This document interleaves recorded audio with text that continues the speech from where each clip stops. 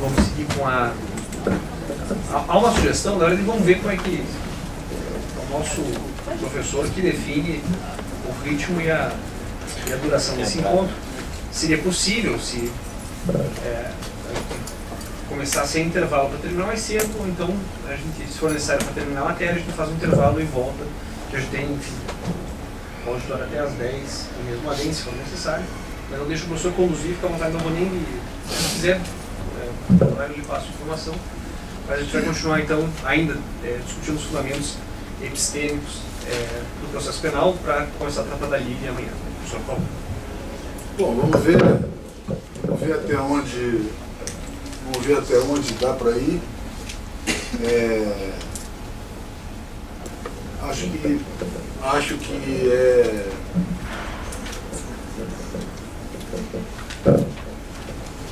que é coerente tratar desses temas hoje. De fato, deixar para amanhã de manhã livre, ver até onde dá para ir, porque eu prefiro talvez encavalar lá aquela matéria do que essa aqui. Acho que essa essa é mais importante do que aquela, eu não sei, de fato eu não sei. Mas eu acho que aquela nós podemos trabalhar mais com o resultado do que com a própria estrutura dela. Eu tenho plena ciência de que essas coisas que eu falei agora de tarde são coisas que você vai achar por aí, você vai achar nos livros, menos no processo penal. O cara que aprender processo penal tem que saber isso. O que livro você indica? Nenhum. Eu tenho cada vez que me diziam, a mim particularmente, cobraram muito isso. Uma das minhas defesas, acho que o professor titular, um dos professores da banca, disse: professor Jacinto, tem que parar de escrever prefácio. Parar de escrever prefácio e escrever manual. Responder que eu respondo sempre. Não tem nada de desejo. Quando eu tiver desejo de escrever prefácio, eu vou escrever o prefácio. Acabei de falar dele, do Roberto. Um prefácio que eu escrevi para um livro do Rômulo Andrade. E que me manda um convite para fazer o prefácio do livro dele, que eram pareceres dele lá no Ministério Público. Eu acho que aparentemente. Mas ele me manda um e-mail e no meio do e-mail ele diz: eu preciso publicar isso dos meus pareceres do Ministério Público, porque eu preciso ficar para a história como um procurador que fazia pareceres. Aquilo, veja como o sentido muda, aquilo muda o sentido do prefácio. Aí eu peguei o livro, o Romulo tem um livro da história da vida dele, que ele conta na terceira pessoa como se fosse a filha escrevendo do pai. Aí peguei o livro e fiz, ainda que tenha um pouco destreinado demais, fiz uma análise, sabe, pessoal, mas psicanalítica do livro dele, falando dele. E aí montei um prefácio. Olha, isso é um negócio para trabalhar um mês. Nesse troço eu podia escrever um livro no mês, sei lá o quê. Não quero escrever livro, eu quero escrever o prefácio. Eu quero pensar psicanálise a partir do livro do Rômulo. Aí eu falei todos os pareceres, o livro para fazer, sabe, para pensar a partir daí, Freud, Lacan. Tá o prefácio. Tá o prefácio no livro de pareceres do Rômulo. Vale a pena, para quem tem interesse, puder ter interesse, vale a pena dar uma olhada.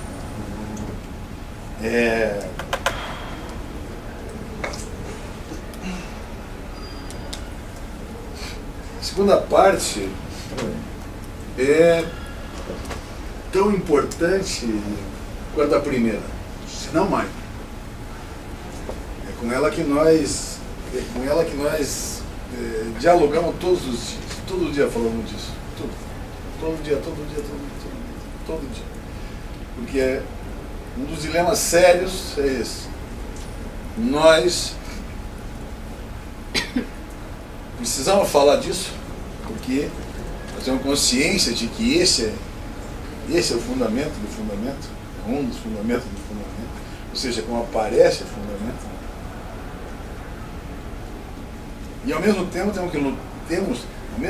temos que lutar contra os que querem implodir a estrutura de uma maneira tal, em dizendo, esse troço não importa, isso aí não serve, isso aí é besteira, isso aí está ultrapassado. Tudo isso que a gente escuta, e que normalmente vem de gente que disso não sabe nada, ou seja, gente que não sabe, não quer saber, tudo isso só tem uma finalidade, que é para poder deixar a coisa livre, de modo a poder manusear as coisas como está manuseando. Estou falando, claro, dos sistemas processuais, tema dos sistemas processuais, e que funciona, vejam, funciona da mesma maneira que isso que eu disse aqui, que é a base da linguagem, funciona como a forma como a linguagem aparece, quer dizer, isso decorre já da própria noção. Vejam, quando você fala de sistema, isso é uma palavra grega, sistema, daí vem para nós toda uma linguagem, né? Sistematização, sistematiza, sistemados, não é? As coisas estão sistemadas. Isso é uma palavra, só para vocês terem uma ideia do que eu estou falando e da importância que isso tem. Isso é uma palavra que em grego significa conjunto. Conjunto. Mas vocês já pararam para pensar que o conceito de processo, isso todo mundo, estou me falando, todo mundo. O conceito de processo é um conjunto de atos. Ou seja, as pessoas falam, mesmo que seja internamente, numa estrutura endoprocessual, vamos dizer, as pessoas falam internamente, sem se dar conta de que quando estão falando de processo, estão falando no sistema onde ele está metido. Porque a própria organização do processo em si. Isso que eu metaforicamente brinco, fazendo essas voltinhas e tal, isso significa que tem uma razão, porque tem um movimento aí, não é?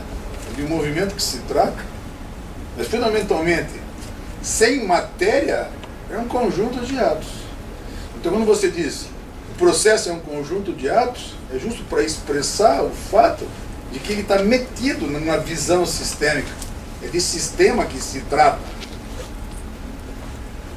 Vamos dizer, um conjunto de atos é de um sistema que se trata. É um conjunto. Né? Acho que os italianos, por exemplo, junto com um conjunto, eles chamam o conjunto musical, por exemplo, de complexo.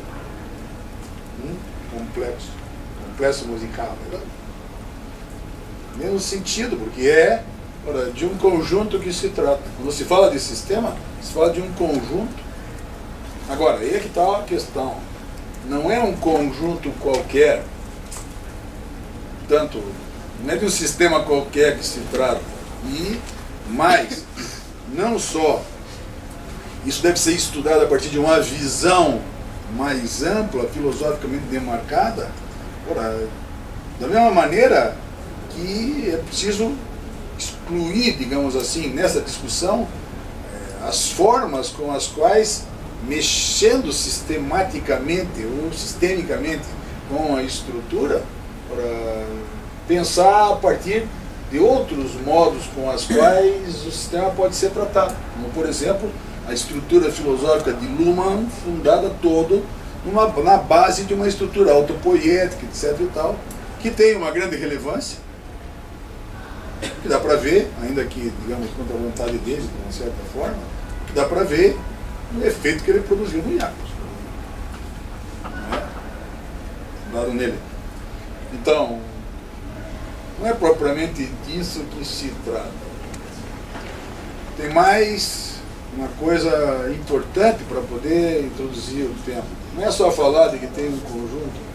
Olha, se você para pensar assim, tem tanta coisa que a gente fala de um conjunto, e em conjunto, trata em conjunto, trata como conjunto, que nem nós nos damos conta. Nós tratamos, enfiamos isso na linguagem e damos como descontado, porque isso vai, como a linguagem você usa sem pensar, às vezes como um bordão que você usa sem pensar e diz sem pensar, a questão do sistema também é assim.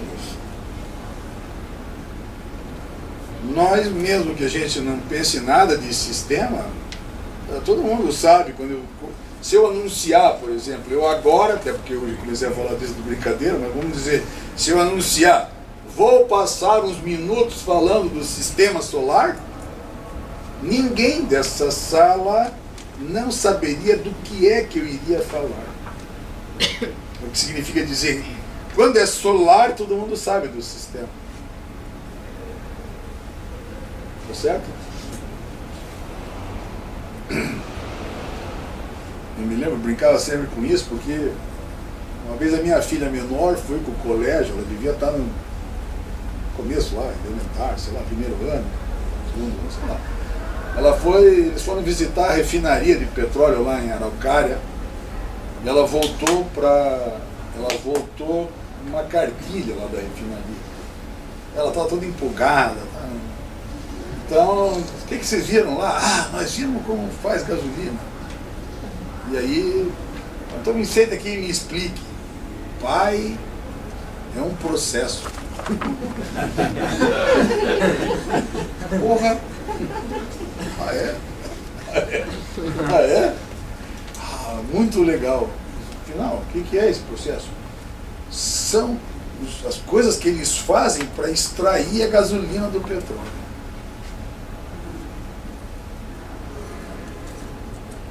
Ah, quer dizer que eles fazem. Aqui a cartilha, abriu a cartilha e diz, primeiro faz isso, depois faz isso, depois faz isso, depois faz isso, depois esquenta, depois não sei o que, e aí lá sai a gasolina. O processo de extração da gasolina do petróleo, ou seja, ela nunca tinha ouvido falar de sistema, nem sabia do que era sistema, mas ela consegue compreender que tem uma sequência de atos que vai dar lá naquilo que é o objetivo. Então, ela sabe que tem alguma coisa que se processa ali, tanto como sabe que tem uma finalidade naquilo que se faz. Pô, nos 6 anos de idade. Eu podia seguir com uns exemplos. Por que é relevante estudar essa estrutura a partir de uma noção de sistema? Porque se eu digo, entendam bem, se eu digo, é de linguagem que se trata, portanto, de uma estrutura de palavras, é complicado, velho. Porque, às vezes, tem uma base material.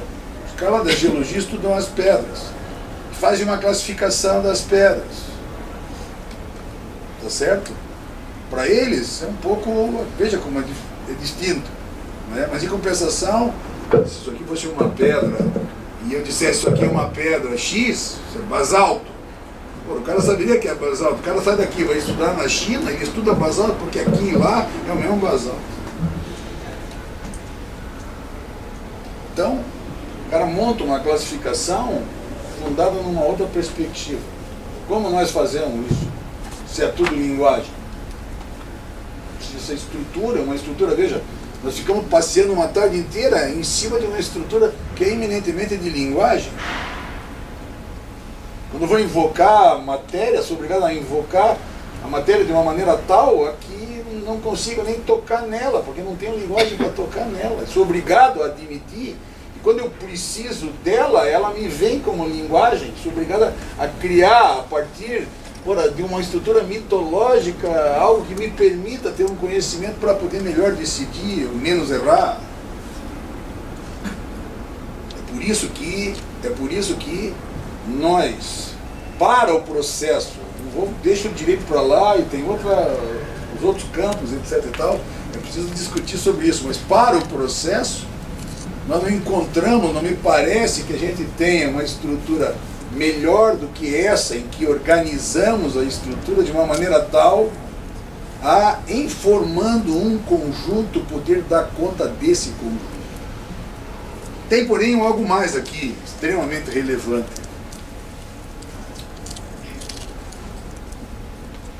Vocês sabem, o mundo conhece dois sistemas de processo. Dois sistemas de processo. E é disso que nós discutimos, é com eles que nós falamos, é sobre eles que nós falamos. Mas, só é possível falar deles agora, e falar deles assim como sistema, porque quando eles foram estruturados, quando eles nasceram da forma como nós conhecemos, porque claro, tinha processo antes da construção que nós conhecemos. Tinha processo em Roma, tinha processo na Grécia, tinha processo na Escandinávia, tinha processo.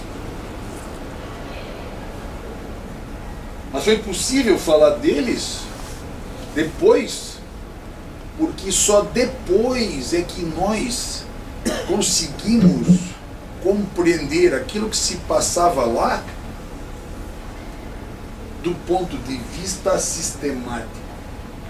Ou seja, estão escutando, né? Primeiro vieram as duas estruturas de processo.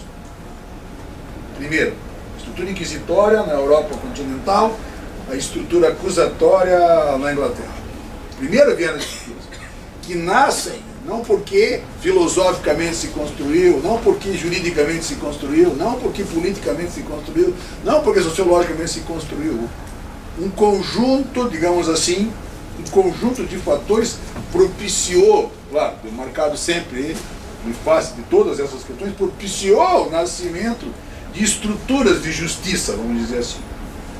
E isso começou a funcionar aqui, começou a funcionar lá, tinham bases distintas, depois eu já passo ali, passo por lá um pouco. Mas ninguém estudava como sistema, mesmo. E por que ninguém estudava como sistema? Porque não esqueçam, vocês viram o que eu disse há pouco, né? É com Descartes que se quebra o fundamento filosófico dos gregos, do imanentismo, da essencialidade. Até lá, se a verdade estava no objeto, era sempre na individualização do objeto. Que os gregos nunca admitiram, os gregos nunca compreenderam mesmo, nunca, era que se pudesse, digamos assim, dos conjuntos extrair a verdade. Ou seja, se você juntasse, criasse uma estrutura que ela existisse, mas que fosse a somatória dos elementos que aí estavam, né? Por isso que nós no direito civil estudamos o universo. O universo está zero, o universo, lembra? O universo. De onde eles tiram aquilo? Porque eles precisam de uma unidade. A biblioteca é uma unidade. Uma unidade do quê? Uma unidade da biblioteca do conjunto dos livros que estão lá.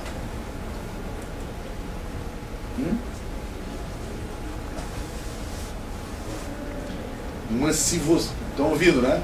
Mas se você for buscar, veja como interessante, se você for buscar a essência da biblioteca, ela não está. É isso que os gregos diziam.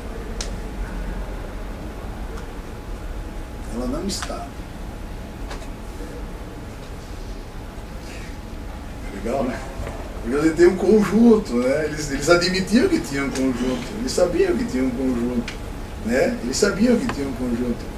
Mas como eles não reconheciam a possibilidade de encontrar a essência nesse conjunto, eles tinham que fazer o quê? Como Aristóteles fazia, com o ilemorfismo, desbastar o conjunto para ir buscar como que é a essência de cada elemento ali metido individualmente. Como se eles entendessem de fato que não existia uma cavalice no cavalo. Né? Por isso que o cara desbasta. Por isso que, sabe, Nossa, se você puxa no Aristóteles, no heliomorfismo aristotélico em relação a nós, manda elimorficamente retirar do humano tudo aquilo que possa ser, digamos assim, eminentemente contingente, para chegar naquilo que ele denominou como alma. Por isso que ele tira aqui na hora que tira a alma, tira a característica do humano, quer dizer, está morto, né? Está entendendo? Ou seja, os gregos conheciam a unidade, que hoje é uma piada, né? A unidade dos gregos, né? Os gregos conheciam a unidade. Hoje, quando a gente pensou que nós não pensamos que a unidade estava no átomo, isso virou piada, porque quando você desce, você vai. Hoje nem sei para onde está esse negócio, porque veio para, sei lá, né? Para baixo do átomo tem quanto? Tem um monte de coisa para baixo. Porque, veja como você vai para lá. Vai para lá até um ponto. E o ponto que você vai é o da linha aqui, ó.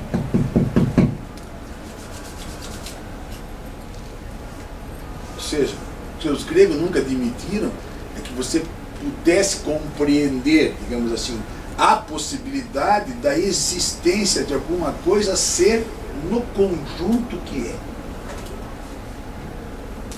Admitiam que tinha um conjunto, não é? Mas não admitiam a possibilidade dele ser no que é conjunto. Por isso que sem ser burro, porque hoje é burro, mas sem ser burro a Terra era plana. Para alguns. Né? Hoje não dá mais, mas né? Hoje é burro. Mas para eles não. Para eles era disso que se tratava. Veja, um lugar não admite a existência. Quem quebrou isso, né? Quem quebrou isso foi Kant. Mas olha do que eu estou falando. Final do 17, do começo do 18. Porra, é quase para tocar com a mão nesse negócio. Até então, percebam? Até então era só a unidade que podia responder por aquela essência. Portanto, é por isso que sempre foi tão difícil as estruturas processuais. É por isso que é tão complicado estudar o processo para compreender uma distinção entre processo e procedimento nas estruturas antigas, nos romanos, no Tardo Miguel. Porque aquela gente pensava como os gregos pensavam, e de conseguir, de consequência, porra, era só os rituais, por isso que tinha os rituais, era só dos rituais que se tratavam. Porque o problema do conteúdo e daquilo pelo qual o conteúdo respondia nunca estava vinculado a uma possibilidade de estrutura complexa, de uma estrutura conjuntural, de uma estrutura sistêmica. É Immanuel Kant que quebra, que rompe. Veja, nem Descartes tinha feito isso. Veja, Descartes muda a estrutura para a consciência, o sujeito ali que diz a verdade. Mas não passa batido nessa questão. É Kant que altera isso. Kant altera isso lá no final da Crítica da Razão Pura, quando, numa arquitetônica da razão pura, e veja como ele trata, veja como a matemática, lá quando ele trata da arquitetura da razão pura, ele vai entender a possibilidade de você poder dar conta de uma unidade em sendo conjunto. E é por isso que lá na arquitetônica da razão pura, lá no fim da Crítica da Razão Pura, ele vai entender, veja, ele vai definir o sistema como o conjunto de elementos sob uma ideia. Vamos entender isso. Vamos entender isso. Eles podem, isso sim, aí sim, hoje é possível ler nos filósofos, vão mostrar ou vão explicar o conceito kantiano de sistema, né? Por quê? Porque que sucede? Pense, fica mais fácil, pense no sistema solar. Pense no sistema solar. Por que é possível imaginar o sistema solar? Sol, planetas girando em torno do Sol. O que tem ali que permite que eu não tenha que desfazer que eu não tenho que lemorficamente separar os elementos para poder compreender e me torna possível pensar a estrutura como um todo. Por quê? Qual é, vamos pensar assim, ó, qual é a ideia única? Portanto, a ideia que não tem divisão, a ideia única. O que ele quer dizer com ideia única? É essa aqui, ó. Qual é a ideia única que se coloca lá naquele lugar para poder, porque nós nunca fomos, nós já fomos até a Lua, mas nós nunca fomos até Júpiter, Saturno, Plutão, sei lá. Eu não vou nem acreditar que eu tinha ido na Lua, dizer que é todo mundo de mentiroso, que estão fraudados. Nós sabemos disso. E nunca ninguém foi mesmo, esse que é o problema. Veja, ninguém foi, mas veja como nós somos, nós nunca fomos lá, mas nós não conseguimos falar sobre aquilo. Veja como parece estar lá no desconhecido, mas falamos sobre aquilo. Por que nós falamos sobre aquilo? Porque a gente ensina que tem um sistema solar, acreditamos naquilo, acreditamos piamente que tem um sistema solar e que podemos falar sobre aquela unidade. Por que lá no sistema solar tem uma unidade? Porra! Porque matéria atrai matéria, na proporção inversa da, sei lá que porra, que é a forma de quem é. Quem fez uma porra de uma fórmula dessa, eu não sei quem é. Mas se é verdadeiro que matéria atrai matéria, na proporção inversa do quadrado, da hipotenusa, sei lá que porioca como é. Se é verdadeiro aquilo, isso significa dizer que eu posso pensar sobre aquilo, eu posso medir, eu posso dizer, eu posso arquitetar, veja como é arquitetura, eu posso arquitetar a estrutura de uma maneira tal a que cientificamente as minhas previsões sejam factíveis. Da mesma maneira que nós acreditamos que é assim, tanto que o sistema é assim, é que nós acreditamos que em 24 horas o Sol vai aparecer. Nós estamos girando, isso dá 24 horas, hoje agora é noite, é dia em outro lugar, vai ser dia aqui. Não passa na nossa cabeça, a gente nem imagina, veja a crença na ciência, nem passa na nossa cabeça que o Sol uma hora vai ficar puto e vai embora, vai nos deixar aqui pelado, sempre no escuro. nem discutimos isso, nem botamos na cabeça. Se você botar na cabeça, fica louco. Nós nem pensamos nisso. Para nós é certo que vai ser assim. Tanto quase certo como nós subimos num avião. Meu irmão, você não subiria num avião pensando que aquela desgraça tem não sei quantas toneladas, 300 toneladas, sei lá o quê, imaginando que você, como matéria, atrai matéria, porra, se você soltar, cai. E aí você diz, cacete, mas esse troço aqui pesa 50 gramas e cai. Por que aquela porra do avião não vai cair? O que garante para nós que você vai entrar naquele negócio, se não uma crença?